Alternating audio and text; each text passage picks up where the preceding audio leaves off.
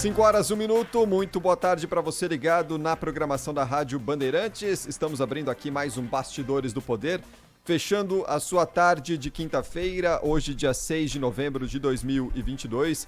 Nós vamos juntos até às 6 da tarde com muita informação, prestação de serviço no seu rádio, aqui em São Paulo em FM 90.9, AM 840, em todo o Brasil pela rede Bandeirantes de rádio e no mundo pelo aplicativo Bandplay, também radiobandeirantes.com.br. Lembrando, começando agora uma nova live, vamos juntos em áudio e vídeo também até às 6 da tarde em youtube.com/Rádio Bandeirantes Oficial, também facebook.com/Rádio Bandeirantes. Vamos juntos, eu, você e nesta semana o Rodrigo Orengo participando aqui, integrando o time dos Bastidores do Poder aqui na Rádio Bandeirantes, direto de Brasília. Orengo, boa tarde para você, tudo bem? Muito boa tarde, Cris, boa tarde a todos. E aqui em Brasília, mesmo Congresso em recesso, senadores em folga, tem notícia que os parlamentares querem convocar o ministro da Saúde, Marcelo Queiroga, apresentaram um requerimento de convocação. São 14 senadores se manifestando, a maioria da CPI, da extinta CPI da pandemia. Essa CPI, quando acabou, virou ali uma comissão permanente de acompanhamento dos trabalhos da Covid, não ganhou muita repercussão, mas agora os parlamentares querem levar o ministro Marcelo Queiroga para depor, prestar esclarecimentos em meio ao recesso. Tem uma comissão representativa que trabalha no recesso parlamentar. Trabalha é modo de dizer, Cris, porque é uma comissão que só fica de plantão, stand-by, não tem ali uma função deliberativa. É muito difícil acreditar que os parlamentares vão conseguir êxito aí nesse convite. O ministro, aliás, seria uma convocação, né? Porque isso tem que ser votado, o Congresso está parado. É difícil imaginar que o Congresso se mobilize agora para levar o ministro Marcelo Queiroga, até porque o ministro já falou mais de uma vez lá na CPI da pandemia, né? Falou 2 vezes a CPI, tinha até a intenção de fazer um terceiro depoimento, né? Mas o ministro acabou sendo dispensado naquela última oportunidade. De qualquer forma, é uma pressão política, uma reação do Congresso Nacional a manifestações que os parlamentares consideram equivocadas, a partir da pandemia, a partir da discussão da vacinação de crianças. Os senadores estão questionando, por exemplo, o padrão aí de cronograma estabelecido, quais são os preparativos do Ministério para atender essa nova demanda, e também até questionam aqueles casos da chamada flurona, aqueles casos correlatos de pessoas diagnosticadas com Covid, mas também com a influenza, né, essa nova cepa aí, H3N2. Então, tudo isso passa pela convocação, pedido de convocação dos parlamentares. Há uma antipatia grande aqui, e o ministro Marcelo Queiroga, que inicialmente foi bem recebido pela classe política por um discurso aí de respeito à ciência, mas acabou mudando, aí, dando um cavalo de pau no discurso e se aproximando muito das manifestações do presidente Jair Bolsonaro, e passou até a questionar publicamente alguns protocolos que são muito conhecidos, né? O ministro chegou a fazer um questionamento da vacina infantil, né? Defendeu publicamente a prescrição médica, o que causou uma reação negativa.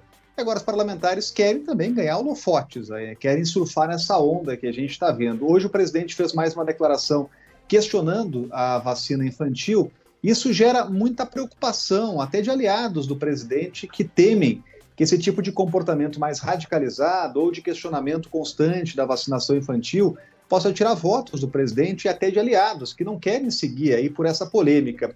Agora, Cris, é importante, né, nessa avaliação política, inclusive, avaliar que as pessoas foram chamadas a se manifestar nessa consulta pública e a posição pró-vacina infantil e, inclusive, contra a prescrição médica foram posições majoritárias, né? Então, o presidente está isolado nesse discurso de questionamento à vacina infantil. De qualquer forma, temos essa pressão política, tem esse pedido de convocação, mas na área do judicial, no Supremo Tribunal Federal, aquela ação que chegou ao Supremo já foi descartada aí pelo ministro Ricardo Lewandowski, que era uma ação que pedia a obrigatoriedade da vacina e também obrigava o Ministério da Saúde a fornecer as doses. Como tivemos a resposta no tempo hábil, tanto ontem o Ministério se manifestou anunciando um cronograma de vacinação, o próprio ministro Ricardo Lewandowski já avalia que a ação perdeu objeto e não vai tramitar mais aqui na Suprema Corte, né? Essas são as avaliações aqui em Brasília.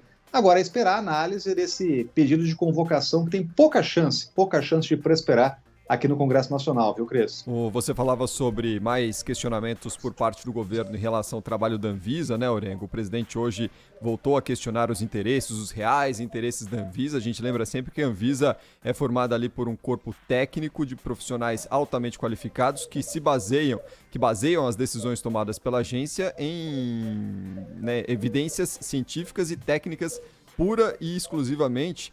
E a gente tem que lembrar que a Anvisa não sai aprovando medicamento e vacina à torta direita, né, por aí. Pelo contrário, o que a Anvisa questiona e talvez perturbe a vida do pessoal aqui no Instituto Butantan é uma grandiosidade, né? Porque o Instituto Butantan bate lá na porta, aprova minha vacina, e por exemplo, a Coronavac até o momento não foi aprovada para imunização de crianças, sendo já utilizada em outros países. Então é um discurso muito equivocado por parte do governo, do presidente da República nesse ponto. E me chamou muito a atenção ontem, Orengo, durante a entrevista coletiva do ministro da Saúde, naquele anúncio, né, sobre o início da vacinação das crianças aqui no Brasil, o tanto que o Ministério se esforçou ali justamente para não revelar o que estava revelando, fazendo um trabalho contrário ou trabalhando de forma diferente a tudo que estava ali sendo revelado. Em vez de explicar e elucidar o que deveria estar sendo aplicado ali, principalmente para elucidar as dúvidas dos pais, pelo contrário, estava fazendo um trabalho invertido ali, justamente quase que desestimulando o processo de vacinação. Há um constrangimento, né? Um claro constrangimento, Cris, no momento que o Ministério da Saúde lidera esse processo. Tem uma prerrogativa formal de liderar esses trabalhos, esses esforços, no sentido de fornecer a vacina a quem precisa. Tem que lembrar sempre que a vacina não é obrigatória e os pais e mães decidem vacinar os seus filhos. Na consulta pública, ficou claro que há uma adesão maciça da população favorável à vacina. Então, o presidente ele acaba se isolando com esse discurso de questionamento público da vacina para crianças. Já disse que não vai vacinar filho, é um direito do presidente, mas o que chama atenção é essa insistência do presidente em questionar, em fazer questionamentos aí rotineiros, né? Hoje, mais uma entrevista.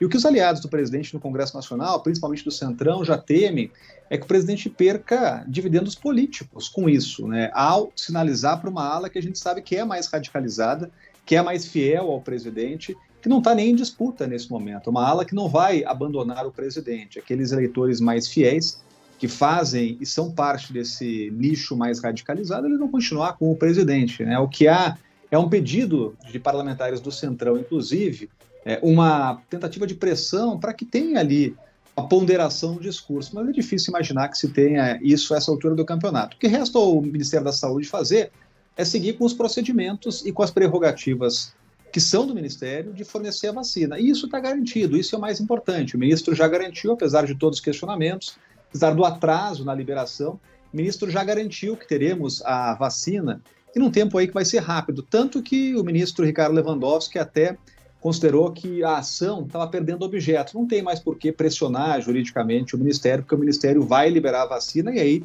cabe aos estados e municípios proceder com as campanhas de vacinação e preparar toda a logística aí necessária para vacinar as crianças. Marcelo Queiroga falou hoje sobre a expectativa para o início da vacinação. Vamos ouvir aqui um trechinho do Queiroga.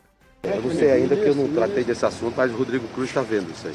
Com críticas, se eu estivesse preocupado com críticas, eu não aceitaria ser ministro da Saúde. Mas né? isso não seria aqui é o local. A vacinação? Bom, reduzimos em 90% os óbitos, inclusive dessas crianças de 5 a 11 anos, sem elas tomarem uma dose de vacina, ok? Tudo bem, ele está sendo muito criticado, mas me parece um pouco impaciente o ministro da Saúde recentemente, né, Orengo? Enquanto o Ministério não coloca ali um calendário prático, né, os pingos nos is de quando a coisa vai começar ou não, os estados e municípios já começam a se mobilizar e pouco a pouco a gente vem tendo conhecimento de municípios e estados anunciando calendários aí para vacinação nas próximas semanas, né? Isso é importante, né? Que os municípios não parem, que os estados também se preparem para a efetivação, aí sim para fornecer as vacinas para as crianças, né? Agora, os estados e municípios têm know-how já, a vacina está funcionando a contento. O Brasil hoje é uma referência do ponto de vista vacinal, mesmo com os atrasos, então o que se espera é que os estados coloquem isso em prática logo. Ponto importante é que o ministro ele realmente parece estar impaciente, está sendo alvo de críticas. Agora, se tiver aqui mais uma vez ao Congresso Nacional, vai ter que ter muita paciência o ministro, que foi testado ao limite, inclusive nas últimas reuniões aqui na CPI. Os senadores pegaram pesado com o ministro Marcelo Queiroga. Agora, dessa convocação aí ao Congresso, é difícil imaginar que se tenha algum efeito prático. É, mais uma vez, uma manifestação política dos senadores, marcando presença, marcando posição, principalmente, são 14 senadores, e querem fazer um contraponto. E muitos querem surfar também essa onda política, querem aparecer, é natural, é do jogo político. É importante que, apesar de todos os atrasos, questionamentos, a vacina foi liberada. Orengo, só para a gente fechar esse nosso papo inicial dos bastidores do poder de hoje, e só voltando ao assunto que a gente já discutiu, inclusive, aqui durante a semana, hoje os auditores fiscais do trabalho foram os que aderiram àquele protesto de servidores contra a decisão do governo de conceder reajuste salarial apenas para policiais federais. A categoria está entregando cargos de chefia, prepara uma manifestação para o dia 18 de janeiro junto com outros sindicatos e seguem agora, então, os auditores fiscais da Receita e também servidores do Banco Central, os servidores do BC que entraram nesse movimento lá no começo da semana. A gente discutiu o assunto, mas é mais uma categoria, né? De grão em grão, a coisa vai ganhando corpo e nesse movimento aí desses servidores que a gente falou no começo da semana. E são categorias, Cris, que estão no alto escalão do serviço público. É isso que preocupa. São categorias que, início de carreira, já ganham mais de R$20 mil. Tem muito poder de pressão, fazem uma pressão porque não querem ser preteridas, já que o governo sinalizou com reajuste da Polícia Federal e da Polícia Rodoviária Federal. São corporações que não querem ficar de fora. Por exemplo, servidores do Banco Central alegam que, se a Polícia Federal tiver reajuste mesmo, servidores da PF vão passar a receber menos do que a Polícia Federal. Aliás, servidores do Banco Central vão passar a receber menos do que os servidores da Polícia Federal, o que seria um decréscimo aí naquele ranking de categorias aqui em Brasília, né? A questão é que não há recurso para todo mundo. Esse é o pior momento aí para fazer pressão, porque o orçamento ele é bastante enxuto, então o governo acabou comprando uma briga com os servidores. Não era necessário, o orçamento da União não previa reajustes.